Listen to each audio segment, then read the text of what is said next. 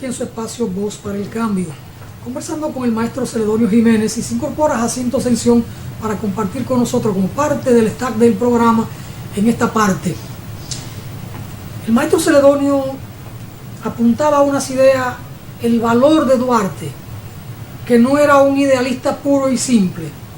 En tanto portador de ideas trascendentes, Duarte era idealista, pero un hombre formado militarmente y un hombre de valor, de entrega y de decisiones. Porque incluso cuando Duarte funda el primer partido político-militar de liberación nacional, que se conoce en la historia como la Sociedad Secreta Latinitaria, en ese juramento, que es una plataforma política, es un programa político, Duarte queda ahí designado, él mismo se proclama como el director de la revolución, general en jefe, el presidente, el líder. Todo eso queda plasmado en ese juramento.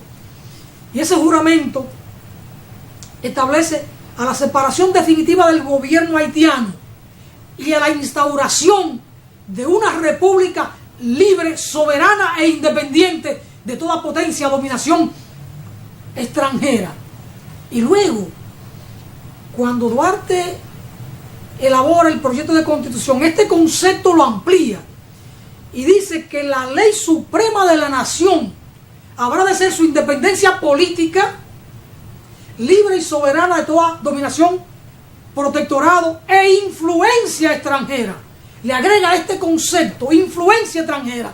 Y de esa perspectiva, Duarte era mucho más radical en su nacionalismo y en su anticolonialismo que toda la izquierda que hemos conocido en el siglo pasado y en la actual. Porque la izquierda nuestra del siglo pasado, incluido yo en ella, y el propio maestro Celedonio y el propio Juan Francisco, concebíamos de una u otra manera la influencia extranjera. Porque uno éramos llamados pro-soviético, otro pro-chino, otro pro-cubano, pro-guevarista, o pro-albanese, o pro-estalinista, o troquista. Duarte concebía la independencia, la soberanía, hasta separada e independiente de la influencia extranjera. Pero Duarte se formó como militar. Y por eso cuando retorna al país, se incorpora al ejército de ocupación porque tiene que formarse como militar. Y era un gran especialista en esgrima, él y Juan Isidro Pérez, y su tío José Díez. Se incorpora al ejército, ¿para qué? Para manejar las armas. Además, conocer las debilidades y las potencialidades del ejército de ocupación. Y luego, cuando va a venir como general de brigada, traza planes para atacar al ejército haitiano que estaba acampado en Azua. Y Santana se niega. Santana tenía otra mira, la mira del protectorado francés. Y tenía que demostrar debilidad, de aparentarle que el ejército haitiano era muy fuerte y que no podía enfrentarlo para obligar a la Junta Central Gubernativa a buscar el protectorado francés. Duarte dice no. Y le plantea dos planes de ataque. Santana lo rechaza los dos.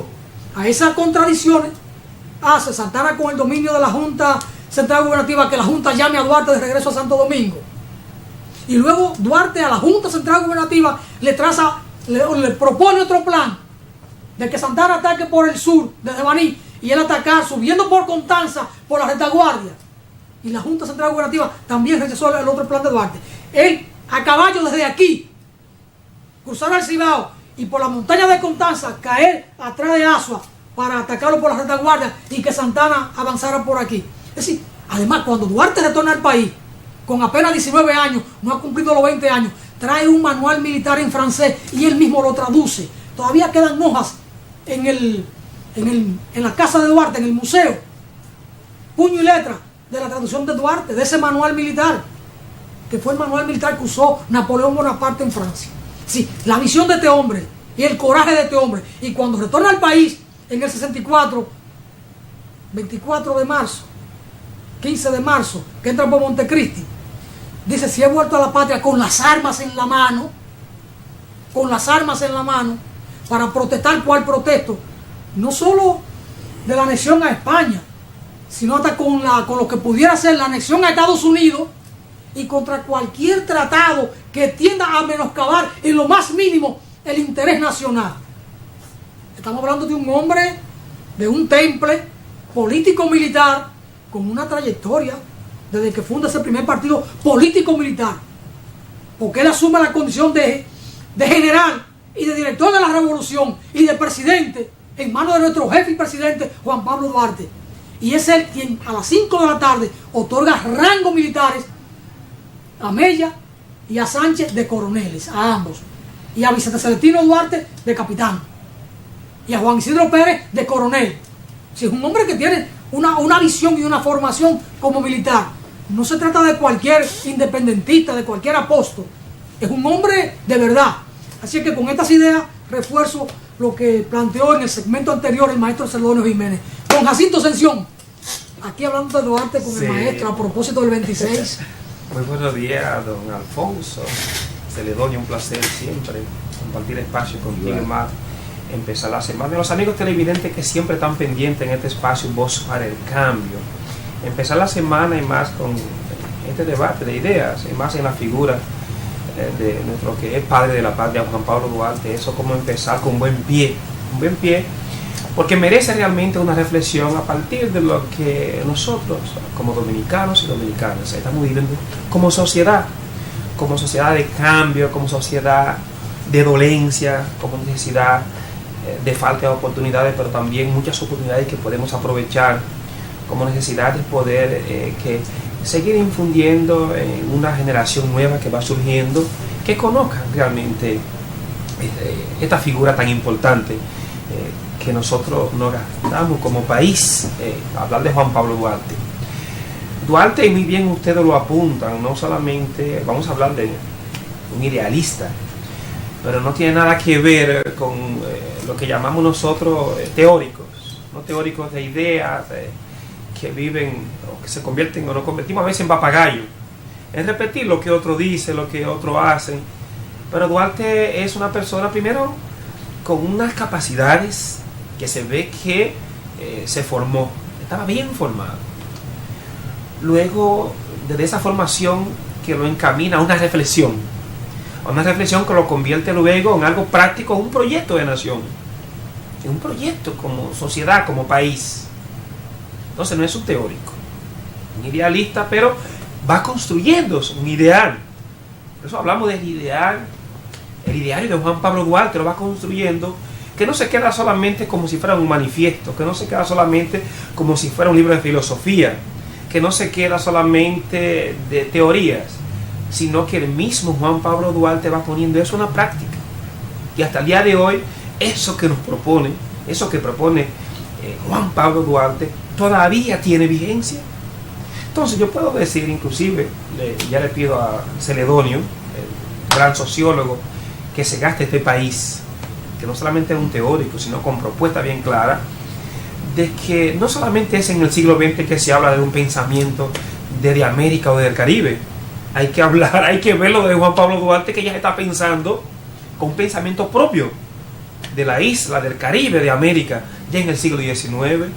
Y este hombre poder ver lo que proyecta, pero lo que proyecta desde una construcción de pensamiento, con esas posibilidades, esa parte visionaria, que hasta el día de hoy tenemos realmente que quitarnos el sombrero y realmente intentar llevar a la práctica la propuesta que nos pone Juan Pablo Duarte. Y de hecho, cuando hablamos lo mejor que hemos tenido en la Constitución, vamos a encontrar que hay un ideal bien claro, el tener la separación de los poderes, el poder hablar de una independencia de lo que es el gobierno local, con esa. Ahora pensamos que ahora que le estamos dando independencia, que vamos a hablar de presupuesto participativo, que más.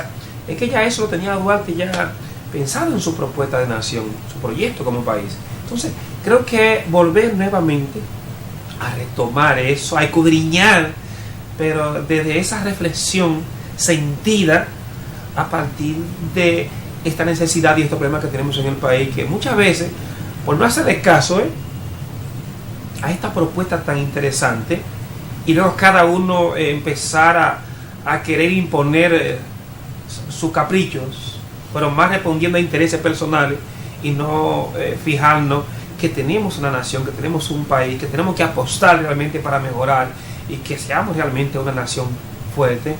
Tenemos que retomar nuevamente los ideales y las propuestas de Juan Pablo Duarte. Y creo que ese es un buen momento que tenemos ahora para seguir reflexionando teorizando, pero en ese debate de ideas con una transparencia, porque aquí en este país somos poco transparentes, porque cada uno, cuando uno ve los teóricos que tenemos, inclusive se le ve el refajo, que al final lo que responden son intereses políticos e intereses personales de grupitos. Eso es lo que tenemos.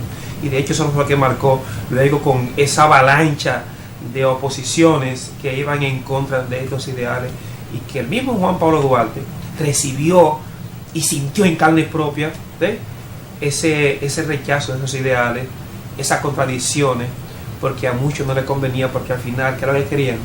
Querían ganarse, diligenciarse de propuestas de intereses no de la nación ni del país, sino a nivel personal. Y eso es lo que estamos repitiendo en los políticos dominicanos hasta el día de hoy. Yo estaba hablando de sueños truncos de Juan Pablo Duarte, pero cuando hablo de sueños truncos, sobre todo pienso que eso me permite resaltar la vigencia de sus pensamientos y de sus retos, de sus ideales.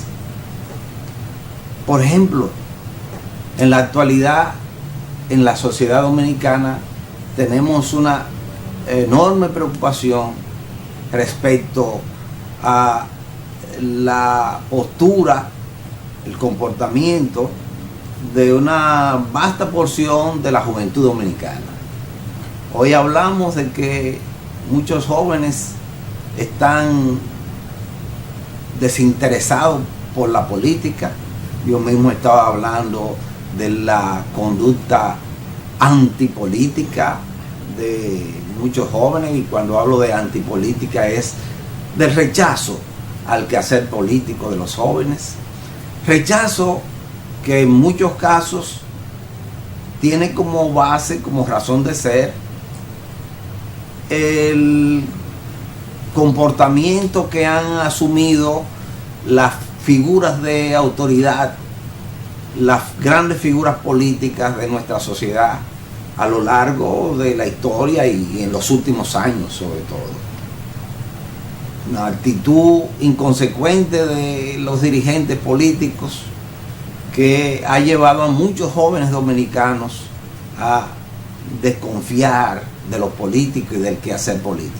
Por eso muchos se dedican a prácticas alejadas de la política y muchos son empujados a comportamientos muy indebidos. Pues respecto a esa juventud y respecto a la conducta de la juventud, también nos habla nuestro gran Patricio. Justamente en sus ideales hubo llamados muy claros, muy directos a la juventud dominicana.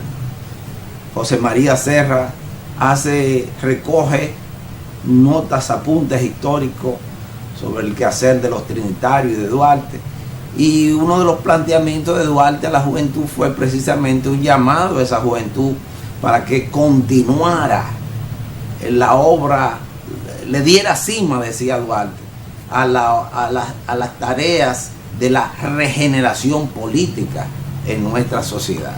Yo creo que este es un llamado que hoy tiene una pertinencia tremenda, una gran vigencia, que los jóvenes dominicanos no pueden dejar pasar por alto. Y por eso es que hablo de la necesidad, para que haya patria, de que los jóvenes entiendan la necesidad de hacerse, no solo por sus ideales, sino también por su práctica, duartistas. Yo creo que esa es una necesidad imperiosa hoy día en la sociedad dominicana y respecto a nuestra querida juventud. Interesante el tema y cómo el maestro Sedonio termina el segmento con el tema de la juventud. Vamos a una breve pausa y de retorno vamos a hablar de la pastoral juvenil y de esa convocatoria desde la Iglesia Católica y desde el Vaticano, desde el Papa, a un encuentro con los jóvenes. Así que vamos a la pausa y de regreso hay mucho más aquí en Voz para el Cambio.